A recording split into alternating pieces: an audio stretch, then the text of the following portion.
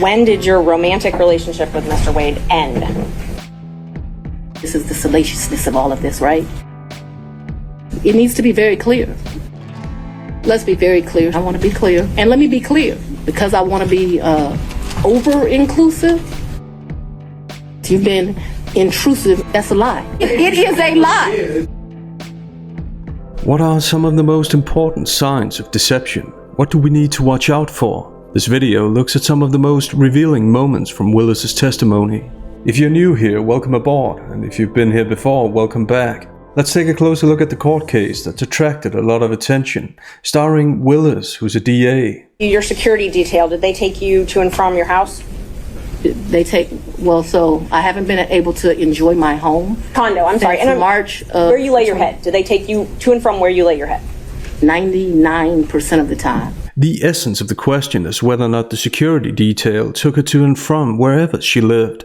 But Willis puts the emphasis on the distinction between house and condo, as if the important part of the question is the pity aspect.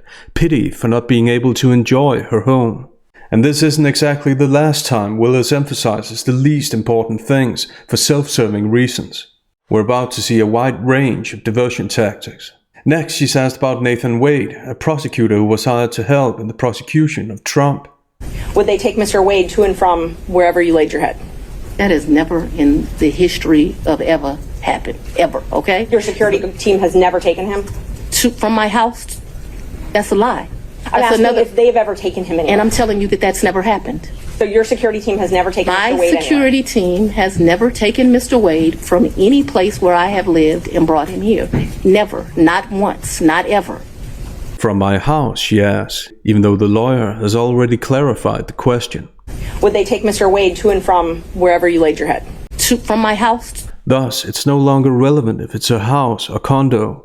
Willis's overdone denial and commanding tone, seeking to close this line of questioning, exposes that she knows what's at stake here. That has never in the history of ever happened. Ever, okay? Never in the history of ever. When was that? Her commanding tone and saying it's a lie are disproportionate to the fact that she's being asked simple questions. Her reactions point to information she doesn't want to disclose, because if everything is this unequivocal and uncomplicated, why is she so frustrated? With her reactions, Willis tells on herself. Have they ever taken the two of you together? To where? Anywhere. We've left this building and gone to lunch, but I go to lunch so rarely that is a very rare occasion, I am sure. And let me be clear, it wouldn't just be Mr. Wade. So I'm sure my security team has taken me to lunch. Probably been a time I've left here 7 o'clock, gone to get something to eat, and I don't even know that they would have taken him or if he would have driven himself, but they've taken me to do that. But we're talking very few, very far in between. Initially, she once again answers the question with a question, but as the lawyer's intonation suggests, the relevant part of the question isn't where they went, but if they went. To where? Anywhere. This is starting to sound like the super important house-condo distinction. Judging by the intonation of the counter question, Willis isn't so much asking as she's trying to make the question seem ridiculous. She starts by admitting that they've left the building, and then makes an interjection followed by a micropause, signifying hesitation and thus reluctance. We've left this building and This reluctance is best illustrated when contrasted to her shift to a noticeably faster speech rate when talking about things she wants to talk about. In this case, how rarely she goes to lunch, which is irrelevant to the question and of no importance to anyone. Gone to lunch, but I go to lunch so rarely. And let me be clear. Phrases like these that speakers use to portray themselves as truthful and that Willis uses several times are often a result of the speaker knowing that they haven't been clear. So Willis shows self-awareness, awareness of the fact that the first part of her answer hasn't been clear. It wouldn't just be Mr. Wade. She was specifically asked about Wade, so whether or not there were more people involved and on how many occasions is irrelevant. More misdirection on Willis's part. Next, she talks about her eating habits. The only issue she seems comfortable talking about, even though, or precisely because, it has nothing to do with the topic at hand. Most days I don't even eat lunch, and when I do, it's because my assistant has heated up some bag, something, and I eat through meetings and eat in my office. It's not a practice of mine to go to lunch. Again, her speech rate is noticeably faster when she's talking about things she's comfortable with.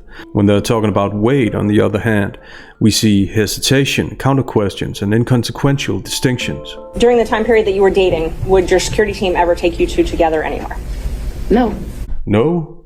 I thought she'd just spent 1 minute talking about a possible lunch. Next, when the lawyer asks again, she suddenly seems to recall this, which isn't unreliable at all. No. Never. If there was a lunch that occurred that I just described, if there was a meal that occurred that I just described. If there was a lunch. Willis isn't being asked if she had 4 or 5 potatoes. She's being asked whether or not an event took place, and people are expected to not only remember that, but also want to talk about it, unless there's information they're trying to hide. Previously, Willis tried to garner sympathy by saying that she couldn't enjoy her home. Next, she tries to garner sympathy by portraying herself as charitable, using the buzzword inclusive in the process. Diversion doesn't get any better than this. Anything outside of that, and it needs to be very clear. Not often. Once, twice. Because I want to be over-inclusive, I'm saying once or twice. I'm not certain that it happened, but I'd rather be over-inclusive with you. How thoughtful of her, especially when they're talking about an event she should be able to remember quite vividly. It needs to be very clear. Once again, she unintentionally shows that she's aware that she isn't being clear. Not being clear often means that there's information that the speaker doesn't want to disclose. By saying that she's over-inclusive, Willis is trying to turn the tables on the lawyer. That she's the one being patient, when the truth is she's been anything but patient and cooperative. Next, she tries to turn the tables in a more overt manner. So your office objected to us getting Delta records for flights that you may have taken with Mr. Wade. And, well, no, look. I object to you getting records. You've been intrusive into people's personal lives. You're confused. You think I'm on trial. These people are on trial for trying to steal an election in 2020. I'm not on trial, no matter how hard you try to put me on trial. So my question was, do you have any problem? I object to you getting any personal records of mine. Exactly like someone who has nothing to hide is expected to react. Wait. Here, she uses 2 diversion tactics. Calling the lawyer intrusive and confused, which is intimidation, and pointing to other people even though she's the one being questioned. Everybody knows what the case is about, so she doesn't have to make this distracting, generic observation. It doesn't exempt her from answering. These people are on trial for trying to steal an election in 2020. Next, Willis continues with the turning the tables tactic, behaving like it's the lawyer on the stand. Okay, you have to file as part of your job something called an income and financial disclosure report, correct? That's correct. And you filed your first one, so you filed 2 to date, is that right? Is it 2 or 3? I probably would have filed 21, 22, and maybe I haven't filed 23 yet, because isn't it due like June of the next year? April, I believe. So you filed, let's see, you filed your first one, it looks like April 15th, 2022, and your second one, April 17th, 2023. Does that sound familiar? That I don't remember the dates, but you're an officer of the court. I hope you're telling the truth now. May I approach the witness? You may. Thank you. Willis is the one who supposedly can remember the number of reports she filed and when she filed them, and the lawyer is only asking her. However, that doesn't stop Willis from feeling entitled to intimidate the lawyer. But you're an officer of the court. I hope you're telling the truth now. With the vowel stress and the adverb now, while appealing to the lawyer's rank, she hints at the possibility that the lawyer isn't being truthful. To Willis, everything is a power struggle, and her turning the tables tactic suggests that she feels she's above answering, if not above the law. This speaks to personality. Next, Willis's hesitation after an easy question once again emphasizes her lack of cooperation. When did your personal relationship with Mr. Wade end?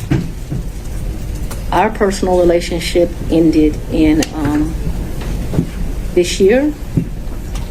So let's be very clear so that we don't mix words. I don't want to mix words in here. Mr. Wade is my friend right now. Mr. Wade, I would say, has been my friend since 2020. She's recalling an event that took place this year. And yes, this year has just begun. Thus, her hesitation here indicates stalling, looking to answer the question in the most self-serving way possible.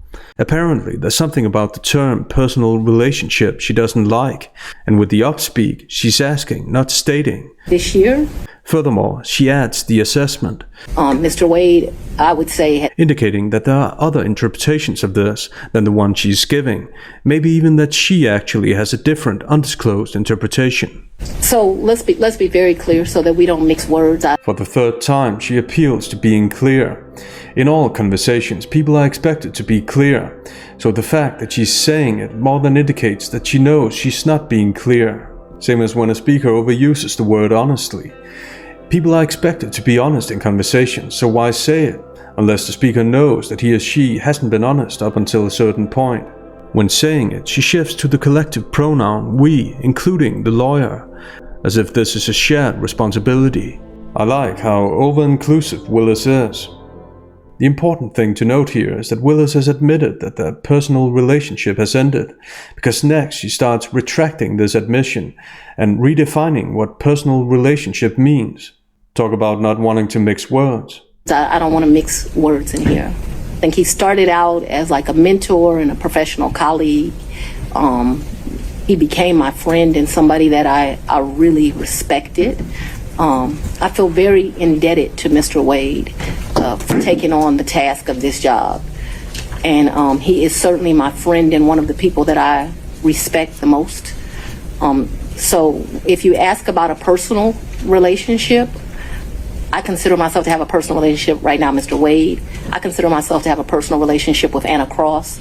I consider myself to have a personal relationship with Mr. Abadi. I consider myself to have a personal relationship with Andrew Evans. Okay, let me just clarify that. I have a personal relationship with him as we speak right now. I don't think that's what you're asking. I think that's what you're asking. So if she doesn't think that's what she's asking, why does she give this long, stalling answer, repeating the irrelevant point that she respects Wade and appealing to people that have nothing to do with the topic at hand?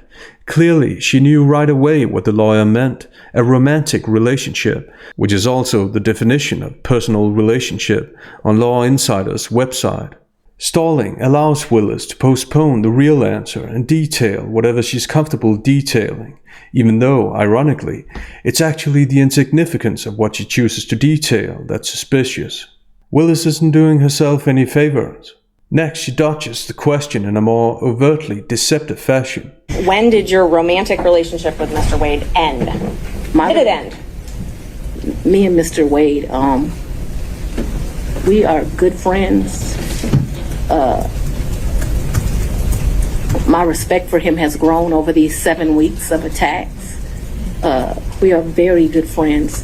I think but for these attacks, it would have been a friendship that as life goes, you would have stopped having. I think that you have cemented that we'll be friends to the day we die. Willis's micropauses, hand gestures, and evasive and inconsequential repetition of being good friends. We are good friends. We are very good friends. Reveal that she's been stalling, that she knew right from the beginning what the lawyer meant. Yet, she still doesn't answer the question that she's made the lawyer rephrase intentionally. We observe focus shift, her go-to diversion tactic. This time, the focus shift consists of pathos, appealing to people's emotion and pity. Twice, she says attacks. 7 weeks of attacks. But for these attacks. Here, she distracts from the issue by making a good thing sound like a bad thing. It's good to question all people in this case, including a DA, but Willis doesn't say she's been questioned. She says she's been attacked. The next excerpt is unintentionally funny. Could we just have an answer to the question? I can handle this, Seda. Let's have it. She asked about a personal relationship. She asked when the romantic relationship ended. That's the question. It's sometime in, I'd say late summer of 2023. Funny how all of a sudden Willis doesn't have a problem understanding the question. This goes to show that she only answers when she can't postpone the answer any longer, which again goes to show that her moments of not understanding questions are part of the act, because she's known all along what the lawyer has asked her. So I don't believe me in, because this is what you're really asking about. This is the salaciousness of all of this, right? No, I'm just asking about your romantic relationship, when you stopped dating. For someone who's under attack, Willis is surprisingly good at attacking other people. Ironically, Willis doesn't need the lawyer to expose her. Willis is doing that all on her own with her reactions to questions. She's the one talking about salaciousness. The lawyer is not. So with this, Willis points to the fact that there's information she intentionally hasn't disclosed. I think that me and Mr. Wade, so he's a man, he probably would say June or July. A DA and a relationship expert. This is literally too good to be true. Tell us more. I would say we had a tough conversation in August. And so that men in relationships at the end of physical intimacy, women in relationships when that tough conversation takes place. Oh, so that's why it's taken her this long to answer. Because she can't say if it was July or August. I'm sure in a galaxy far away, that makes perfect sense. With this extensive knowledge about relationships, which I'm sure is completely reliable, it's kind of strange that you didn't just say it right away. Unless, of course, she didn't want to say it. This is arguably her most overt diversion tactic yet. Believe it or not, things are about to get even better. And where, when did he come to, I guess the condo, I'm not sure what you called it, condo apartment, would he come and stay at that condo or visit you there? I'm sorry, visit you there. What condo, what apartment? I want to be clear. I have no doubt that she wants to be clear, especially because she's been nothing but clear, and this is the 4th time she says it. They've been talking about 2 locations, the house and the condo, so yes, it's so hard to keep track. I totally get why this is an issue she wants to be clear about. Next, it's time for pathos as diversion. So, not your house. I know you classified one as house and one as condo, so I'm trying to use those terms. So but there's been more see, what you don't understand is because of this case, I got to move. And so I Ms. need Merchant, if you to, could ask a more precise question. yes, please give me the time period. that Initially, join my Willis home. understood the distinction between the house and the condo perfectly. In fact, she was the one drawing attention to this distinction. So the fact that she has to move has no bearing on her ability to answer this extremely simple question. Anything to avoid answering. And in the final clip, Willis exposes her true self, as if she hadn't already. Mr. Wade visits you at the place you laid your head. When? Has he ever visited you at the place you laid your head? So let's be clear, because you lied in this. Let me tell you which one you lied in. Right here. I think you lied right here. No. This is the truth, Judge, And this it is a lie. It is a lie. Ms. Willis? You see. Mr. Sano, thank you. We're going to take 5 minutes. Be back in 5. Apparently, when her diversion tactics, pathos, turning the tables, presenting irrelevant topics all fail, we see what she's really like. Thus, the word lie appears to be on Willis's mind because her own behavior has been deceptive. She projects the deception onto the lawyer. How dare she ask questions? Willis is a prime example of how people with guilty knowledge behave. If you liked the video, there's still time to click the like button and subscribe for more videos. I just want to be clear about that. Have a nice day.